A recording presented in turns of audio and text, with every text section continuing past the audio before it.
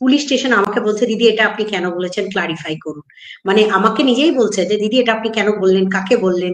আমি বললাম হ্যাঁ আমি বলেছি, এটা নিয়ে কোনো ডাউট নেই, কিন্তু কথার আগের পোর্শনটা নেবেন, পরের পোর্শনটা নেবেন, তাহলে হয়তো অনেকটাই সুবিধা হবে। এবার আপনারা বলবেন যে আমাকে কেউ পুলিশ স্টেশন ডেকেছিল। হ্যাঁ ডেকেছিল, পুলিশ স্টেশন ডেকেছিল, একটা পুলিশ স্টেশন ডেকেছিল। আর একদিন না, আজ থেকে 3 মাস আগে ডেকেছিল, এবং সেই কেসটার জন্যই কিন্তু আমি হাইকোর্টে গেছি।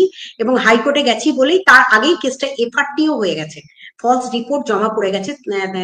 কিন্তু আমাকে হাইকোর্টে গিয়ে মামলাটা করে ফেলতে হয়েছে। মামলাটা করেছি একজন কি বলবো, ডাব্লিউবিসিএস অফিসার, যার মুখ থেকে আমাকে নানা রকম নোংরা ভাষায় আক্রমণ করেছিলেন। সেই নোংরা ভাষার জন্য এবং তার করণীয় কীর্তিকলাপ সোশ্যাল মিডিয়ায়, তার জন্য কিন্তু আমাকে হাইকোর্ট করতে হয়েছে। সেই মামলাটা হাইকোর্টে হয়েছে এবং লিস্টে রান করছে। তারা নোটিশ পেয়ে যাবে, জলদি নোটিশ পেয়ে যাবে, কারণ তাকে আমার সামনে এসে হাইকোর্টে বলতে হবে যে কি দেখে আমাকে প্রস্টিটিউট বলেছে, এবং তার সঙ্গী সাথীরা তারাও সেই মামলাতে ট্যাগ হবেন।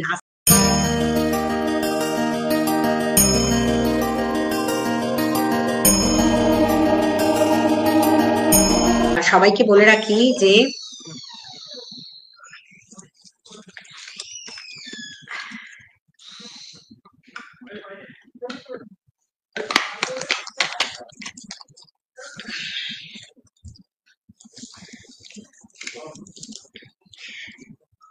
আজ আমি ভীষণ ভালো আছি। আর অনেক বাইরে মিথ্যা কথা রটছে, কেস সংক্রান্ত বিষয় নিয়ে আমি আমার ইউটিউবে আলোচনা করা যায় না, আমার ফেসবুকে আলোচনা করা যায় না।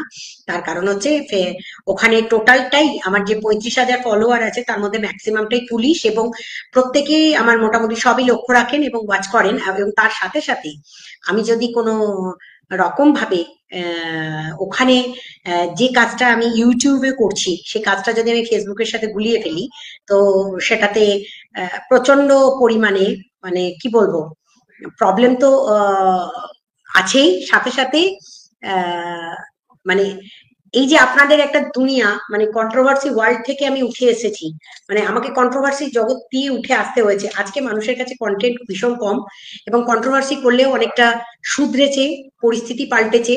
তো সেই কাজগুলো আমার একটা কাজ, সেই কাজগুলো বিষয়ে যতক্ষণ না সফলতার সাথে লাস্ট পর্যন্ত উতরাচ্ছি ততক্ষণ ফেসবুকে যাবে না। কি কাজ করছি সেটা হাঁটলি হয়তো ফেসবুকে থাকে, কিন্তু যখন সেটা সাকসেস হয়, সেই সাকসেসের পর একটা ছোট্ট সাকসেস স্টোরি, সব ক্ষেত্রে দিই না, খুব কম লিমিটেড ক্ষেত্রে সাকসেস স্টোরি আর কি ওই ফেসবুক প্রোফাইলে গিয়ে অল্প স্বল্প যায়। তো ফেসবুক প্রোফাইলটাতে বেসিক্যালি গভর্নমেন্টকে ট্যাগ করে করেই আমাকে কাজ করতে হয়, এবং প্রত্যেকটা কাজই মোটামুটি আপডেটেড রাখি। আর আমি চাই না কখনো যে এটা একটা কন্ট্রোভার্সিয়াল এমন একটা টপিকে গিয়ে পরিণত হয়েছে, যে কেসটা রিলেটেড সন্দীপের ইস্যুটা নিয়ে, সেটা আস্তে আস্তে আপনাদের দৃষ্টি থেকে কিন্তু আস্তে আস্তে হারিয়ে যাবে। যেমন প্রীতম রিমি দিশানি হারিয়ে গেছে, তেমনি এটাও হারিয়ে যাবে আস্তে আস্তে। একটু একটু সময় যাক, কারণ এদের মানে কি বলবো, ওই ব্লগ ছাড়া আর ওই কন্ট্রোভার্সি দিয়ে কেউ মানুষ বেশি দিন টিকে থাকতে পারবে না। আর নোংরা কন্ট্রোভার্সি মানুষ বেশি দিন লক্ষ্যও রাখে না, আর আস্তে আস্তে সেগুলো শান্ত হয়ে যাবে। কয়েকটা জিনিস উঠে এসছে যেগুলো বলতেই হবে। যেটা কথা হচ্ছে, একটা মিথ্যা কথা উঠে এসছে, সেটা হচ্ছে যে সন্দীপ কোন রকম ডাইভোর্স ফাইল করেছে কিনা। না, কোনো ডাইভোর্স ফাইল সন্দীপ করেনি, সন্দীপের তরফ থেকে কোনো ডাইভোর্স ফাইল করা হয়নি, এটা সম্পূর্ণ মিথ্যা কথা। আচ্ছা, দ্বিতীয়ত হচ্ছে আরেকটা কথা উঠে এসছে, ছায়া দত্ত লিখছে আপনি আমার খুব প্রিয় একজন, থ্যাংক ইউ। সনিকা রয়েছে এখানে, ধরিত্রী রয়েছে, রিঙ্কু রয়েছে, পম্পা দাস আছে। হুম। আর একটা কথা বলে, কন্ট্রোভার্সি জগতে ভাষা সংযমতা এখানে কিন্তু অনেকটা হলেও কমেছে, শুধু নয়, কি বলবো, ভেবে চিন্তেই মানুষ কথা বলছে। তার কারণ কথার মধ্য দিয়েও যে অনেকটা মানে কি বলবো, অনেকটা মানুষকে হ্যারাসমেন্টে ফেলে দেওয়া বা মানসিক নির্যাতন করা, সেগুলো থেকে যদি মানুষ বিরত থাকে, তাহলে পরবর্তী দিনে কিন্তু মানুষ আরো বড় কেস, যেগুলো আইটি অ্যাক্ট অনুযায়ী বেল না পাবার সেকশনও কিন্তু অ্যাড হতে চলেছে। এখনো পর্যন্ত অনেক সুযোগ আছে মানুষের পাল্টে যাওয়ার, নিজেদেরকে পাল্টে ফেলুন ধীরে ধীরে। কারণ কেসের আওতায় যখন আপনি জড়াচ্ছেন তখন পুরোটাই নজরে থাকবে, কারণ যেটাই আপনি করে যান না কেন সেটাই সোশ্যাল মিডিয়া। আর সোশ্যাল মিডিয়াতে প্রত্যেকটা জিনিসই প্রত্যেকটা জিনিসই কিন্তু থেকে যাচ্ছে। আমি যেটাই বলি না কেন, যেটুকুই বলি না কেন, সেটা থাকে, মানে থেকে যায়। আমি নিজেই দেখেছি, আমারই ছোট্ট ছোট্ট ক্লিপিংস কেটেই পুলিশ স্টেশন পর্যন্ত দেয়া আছে, এবং পুলিশ স্টেশন আমাকে বলছে, দিদি এটা আপনি কেন বলেছেন, ক্লারিফাই করুন। মানে আমাকে নিজেই বলছে যে দিদি এটা আপনি কেন বললেন, কাকে বললেন। আমি বললাম হ্যাঁ আমি বলেছি, এটা নিয়ে কোনো ডাউট নেই, কিন্তু কথার আগের পোর্শনটা নেবেন, পরের পোর্শনটা নেবেন, তাহলে হয়তো অনেকটাই সুবিধা হবে। এবার আপনারা বলবেন যে আমাকে কেউ পুলিশ স্টেশন ডেকেছিল। হ্যাঁ ডেকেছিল, পুলিশ স্টেশন ডেকেছিল, একটা পুলিশ স্টেশন ডেকেছিল। আর একদিন না, আজ থেকে 3 মাস আগে ডেকেছিল, এবং সেই কেসটার জন্যই কিন্তু আমি হাইকোর্টে গেছি। এবং হাইকোর্টে গেছি বলেই তার আগেই কেসটা এফআরটিও হয়ে গেছে, ফলস রিপোর্ট জমা পড়ে গেছে। কিন্তু আমাকে হাইকোর্টে গিয়ে মামলাটা করে ফেলতে হয়েছে। মামলাটা করেছি একজন কি বলবো, ডাব্লিউবিসিএস অফিসার, যার মুখ থেকে আমাকে নানা রকম নোংরা ভাষায় আক্রমণ করেছিলেন। সেই নোংরা ভাষার জন্য এবং তার করণীয় কীর্তিকলাপ সোশ্যাল মিডিয়ায়, তার জন্য কিন্তু আমাকে হাইকোর্ট করতে হয়েছে। সেই মামলাটা হাইকোর্টে হয়েছে এবং লিস্টে রান করছে। তারা নোটিশ পেয়ে যাবে, জলদি নোটিশ পেয়ে যাবে, কারণ তাকে আমার সামনে এসে হাইকোর্টে বলতে হবে যে কি দেখে আমাকে প্রস্টিটিউট বলেছে, এবং তার সঙ্গী সাথীরা তারাও সেই মামলাতে ট্যাগ হবেন আস্তে আস্তে। মামলাটা যেহেতু আমি ফেলেছি, সুতরাং মামলার টাইম একটু লাগলেও আস্তে আস্তে সবাইকেই আসতে হবে, এটুকু বলতে পারি।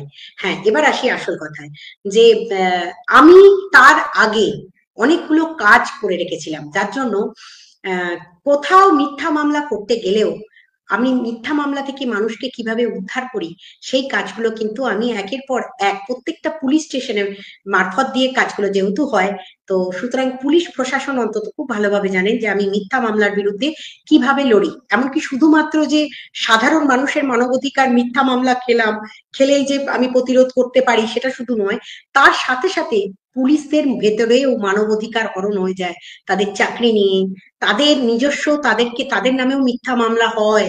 সেই মিথ্যা মামলাগুলো অনেক সময় আমাদেরকে হেল্প করতে হয়, বাঁচাতে হয়, অনেককে বাঁচাতে হয়, এবং এই কাজ আমাকে গোপনে করতে হয়, সেগুলো সবই সামনে বলতে পারবো না।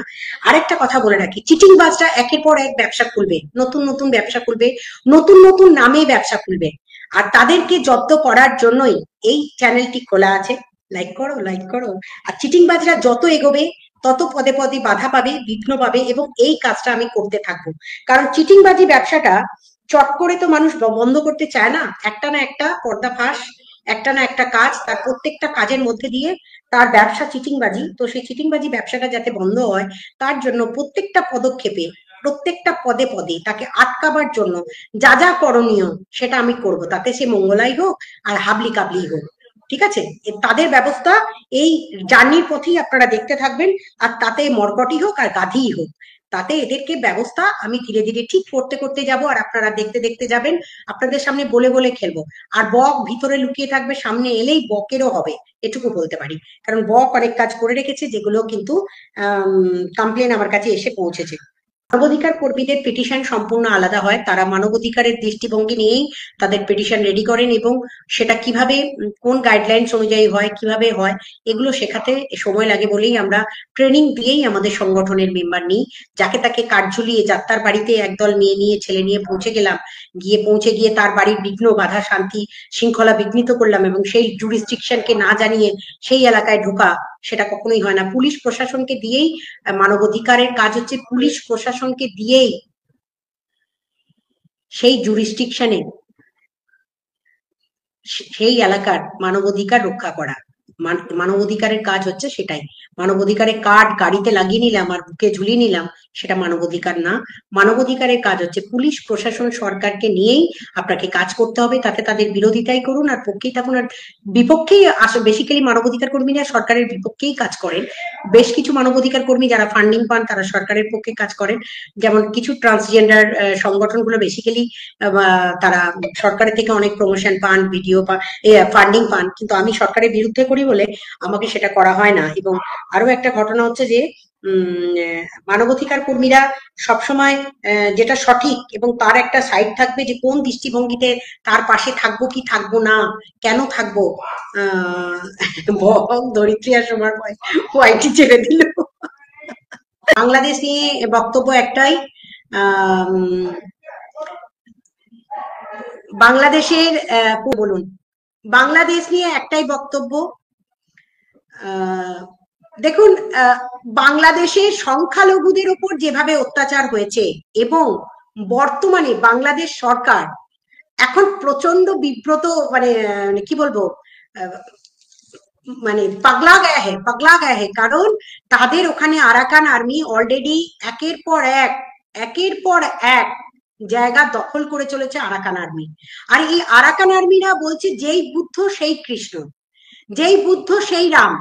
তো এখানে ভারতের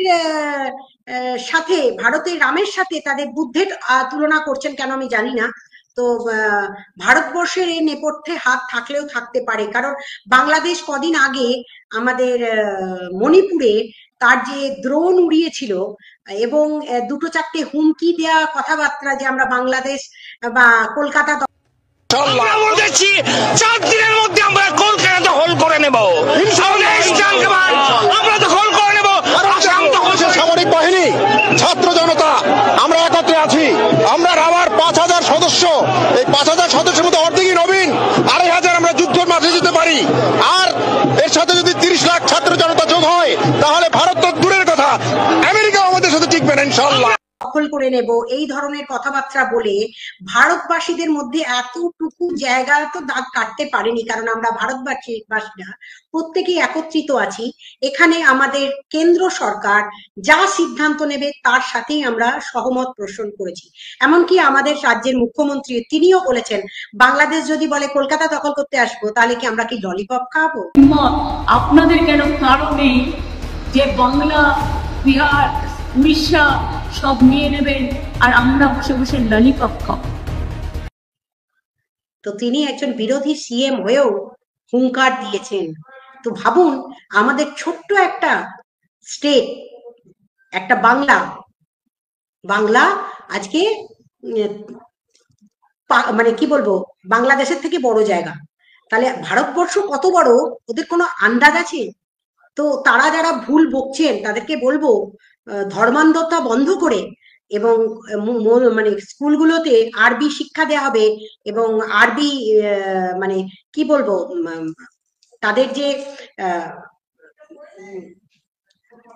ধর্মান্ধ কিছু কোরআন শরীফের ওপর বেশ করে মানুষকে ভুল বার্তা দিয়ে আঘাত হানা সংখ্যালঘুদের ওপর, এগুলো নিয়ে কোনোটাই মেনে নেওয়া যাচ্ছে না বাংলাদেশকে। তো বাংলাদেশের এই যে অত্যাচার, আমি দীর্ঘদিন ধরে ইউএন কে চিঠি করে যাচ্ছি, ইউনাইটেড নেশনস যিনি বাংলাদেশকে খুব সাপোর্ট করতেন, তো তারা যারা আজকে ইউনেস্কো নোবেল পুরস্কার দিয়েছেন, তারা নিজেরাও কিন্তু আজকে লজ্জিত বাংলাদেশ নিয়ে। আমি বলবো বাংলাদেশের মধ্যেই কিন্তু এখন দ্বিধা বিভক্ত নয়, ত্রিধা বিভক্ত, মানে 3 রকম ভাবে ভাগ হয়ে গেছে। একটা হচ্ছে আপনার 4টে রকম ভাগ হয়ে গেছে। একটা আরাকান আর্মি দখল করতে থাকছে, তারা ভয়ের চোটে আরাকান আর্মিদেরকে সাপোর্ট দিয়ে দিচ্ছেন। একটা দিয়ে দিচ্ছেন ইউনুস গ্রুপ, একটা দিয়ে দিচ্ছেন মেহবুবা মুফতি, এই মেহবুবা মুফতি বলছে আমাদের খালেদা জিয়া, আর আরেকটা আমাদের হাসিনা ম্যাডাম, তো শেখ হাসিনা। তো শেখ হাসিনার টিমের মেম্বাররা শুধু দাঁড়িয়ে আছেন কবে নাগাদ দখল করে নেবেন, মানে এই পরিস্থিতিতে বাংলাদেশ দাঁড়িয়ে আছে। অবিলম্বে ইউনিসেফ দেশ ছেড়ে চলে যাওয়া উচিত, তার কারণ তাদের নিজেদের যে সাংবাদিক, সেই সাংবাদিকদের পর্যন্ত তারা মুখ খুলতে দিচ্ছেন না, একটা ভিডিও বাইরে প্রকাশ করতে দিচ্ছেন না, কিন্তু তলে তলে তাদের সংখ্যাগুরু মানুষজনরাই, তারাই আমাদের সাথে যুক্ত রয়েছেন এবং তারাই আমাদেরকে ভিডিওগুলো পাঠাচ্ছেন। তারা নিজেরাও আমাদেরকে সেই ভিডিওগুলো পাঠাচ্ছেন এবং সেই ভিডিওগুলো দেশে নয়, ইন্টারন্যাশনালি সব জায়গাতে পৌঁছে যাচ্ছে। তারা নিজেরাও চান না সংখ্যালঘুদের উপর অত্যাচার হোক, কারণ তারা নিজেরাও এই লঘু মানুষগুলোকে প্রোটেকশন দিচ্ছেন। আজকে চিন্ময় বাবুর পাশে একজন মানবাধিকার কর্মী হিসাবে এবং একজন আইনজীবী হিসাবে যে দাঁড়াতে চাইছেন, তাকে পর্যন্ত মেরে হসপিটালাইজ করে দেওয়া হচ্ছে। মানে সেই বাংলাদেশ দখল নেবে আমাদের কলকাতা। হাসির ব্যাপার, মানে শুধু ফারাক্কার ওই ব্যারেজটা খুলে দিলে আর এমনিতেই যা অবস্থা বর্ডার গুলোতে, তো কিছু পাচার মানে যেতে দিচ্ছে না। তো বাংলাদেশ আর কদিন চালাতে পারবে? কারণ তারা যার সাপোর্টে নাচছেন সেই পাকিস্তান, আর বর্তমানে গোটা কত আরব কান্ট্রি গুলো তাদেরকে সাপোর্ট দিচ্ছে ভিতরে ভিতরে, তারা আর কতদিন থাকবেন? তো যাই হোক না কেন, 19 তারিখে এবং একটা বড় গোল টেবিল মিটিং হতে চলেছে চায়নাতে, যেখানে ইউনুসও আসবেন, আমাদের ওয়াজিদ ডোভালজি থাকবেন, ইউনুসেরও তার পদাধিকারীরা থাকবেন, বাংলাদেশের পদাধিকারীরা থাকবেন, এবং চায়নার তো প্রতিনিধি থাকবেন। তারপর এদিক থেকে ডোনাল্ড ট্রাম্প যেহেতু এসে গেছেন, তো একটা আশার আলো কোথাও দেখা যাচ্ছে যে বাংলাদেশে হয়তো আস্তে আস্তে ধীরে ধীরে হয়তো দেখা যাবে যে সেখানকার মানবাধিকার লঙ্ঘিত যে হয়েছে, এত মানুষের ঘর বাড়ি দখল হয়ে গেছে, জমি দখল হয়ে গেছে, মন্দির লুট হয়ে গেছে, মন্দির ভেঙে দেওয়া হয়েছে, মূর্তি ভেঙে দেওয়া হয়েছে, তার উপর যে অত্যাচার হয়েছে সংখ্যালঘুদের ওপর, মা বোনেদের ওপর নানা রকম ভাবে অত্যাচার, শারীরিক নিগ্রহ পর্যন্ত করা হয়েছে, তার একটা প্রতিকার করার জন্য একটা শান্তি শৃঙ্খলা রক্ষা করার মতো একটা সরকার যে দরকার হয়ে পড়েছে বাংলাদেশে, তার জন্য সমস্ত কান্ট্রিগুলো এগিয়ে এসে হয়তো একটা আলোচনা সাপেক্ষে বাংলাদেশের উপর একটা সঠিক সিদ্ধান্ত নিতে পারেন খুব জলদি।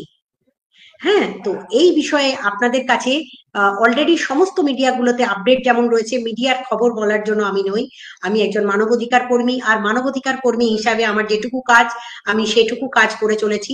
আপনারা আমাদের পাশে থাকবেন, সাথে থাকবেন। আশা করছি 23শে জানুয়ারি আমাদের যে প্রোগ্রামটা হবে সেটার দিকেও আপনাদের লক্ষ্য থাকবে। ধন্যবাদ আর সকলকে, আর ভালো থাকুন, আর সবাইকে ভালো রাখুন, সুস্থ থাকুন, আর মানব অধিকারের জন্য প্রত্যেকটা মানুষের জন্য আওয়াজ তুলুন, মানুষ হয়ে মানুষের পাশে থাকুন, এটাই আমার বার্তা। ধন্যবাদ, ভালো থাকবেন সবাইকে। জয় হিন্দ, বন্দে মাতারম। আর লাইক করো, লাইক করো, লাইক করো, লাইক করো, লাইক করো।